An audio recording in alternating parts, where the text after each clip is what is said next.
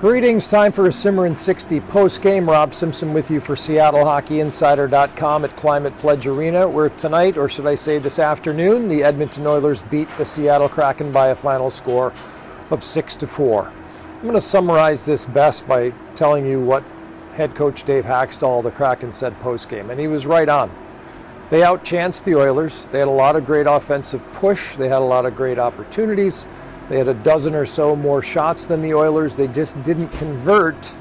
And at the other end of the ice, they didn't necessarily get the goaltending they needed. Evander Kane scored on a soft goal to open things up in the first couple of minutes to put the Oilers up 1-0. Very similar to what they did here in this building back on December 30th when they scored 3 goals in the first 30-55 of the hockey game to drive Grubauer out of it. He was a little bit against the Ottawa Senators 9 nights ago as well. So he ends up leaving the game 6.5 minutes into the second period due to illness, non-COVID illness. Martin Jones led up a bit of a softie to Connor McDavid very late in the hockey game as well. So you have to get the saves. It's that simple.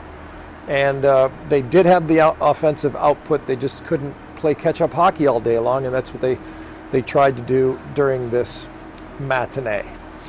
They stayed out of the box for the most part as well. They did take a too many men on the ice penalty. They lead the league in that category, and Haxtell again took responsibility, pointed at himself in terms of the communication with that issue. We've seen a rash of those here in this building. But at any rate, they hit the road, which is where they're the happiest and most productive.